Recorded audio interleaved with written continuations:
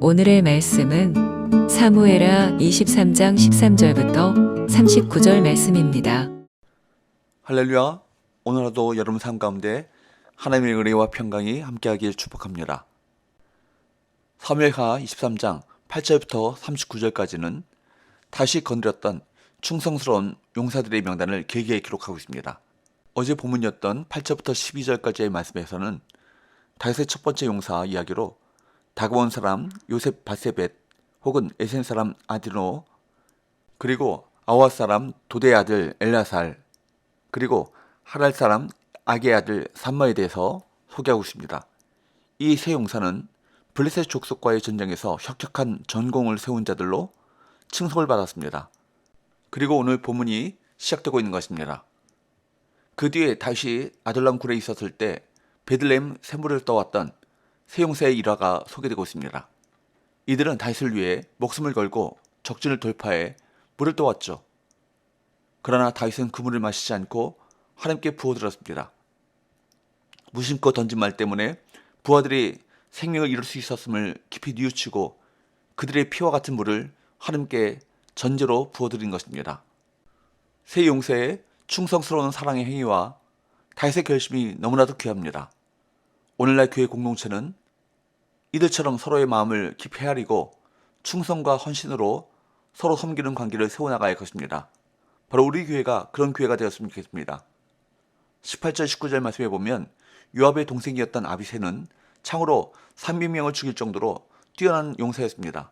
그런데 8절에서 12절에서 언급됐던 첫 번째 세 용사에는 미치지 못했습니다.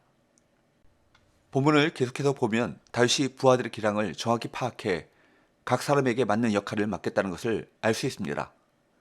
우리도 각자 받은 은사가 다릅니다.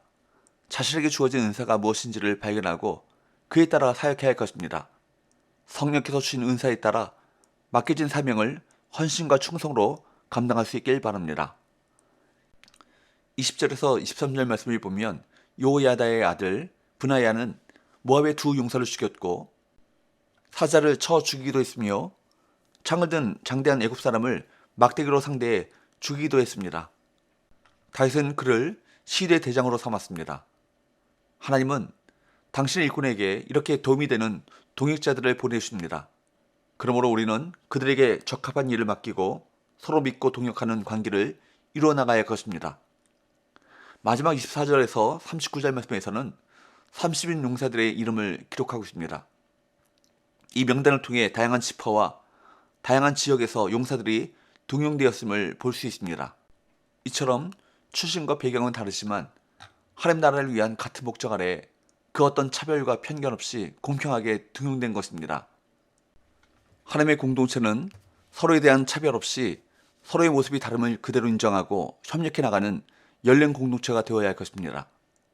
이 명단에서 흥미로운 것은 요압이 빠져 있다는 것과 39절 말씀에 보면 다윗의 죄악 때문에 희생당한 햇사람 우리아가 포함되어 있다는 것입니다. 이 명단을 작성한 당시 사람들은 누구나 요압을 다 알았을 것입니다. 하지만 우리아는 그렇지 않았습니다.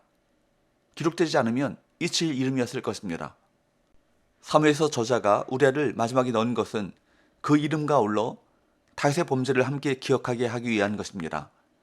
이는 이스라엘이 다윗의 범죄에도 불구하고 하나님의 은혜로 세워진 나라였음을 보여주는 듯합니다. 하나님의 은혜 없이 하나님 나라 공동체는 세워질 수 없습니다. 다윗은 초라하고 외로운 목동의 모습으로 등장했지만 그 인생의 끝자락에는 무수히 많은 동역자가 그의 곁을 지켰습니다. 우리의 인생에도 이런 동역자를 만나는 복이 있기를 기도합시다. 그리하여 그들과 더불어 이 땅에 하나님의 나라를 온전히 이뤄나가기를 소원합니다. 기도합시다. 하나님 아버지, 저희에게 하나님 나라를 함께 세워나가는 동역자들을 주심을 감사드립니다. 저희를 성령으로 하나 되게 하셔서 주를 위해 헌신하는 하나님 나라에 충성된 용사들이 되게 하여 주옵소서. 예수의 거룩하신 이름으로 기도합나이다. 아멘.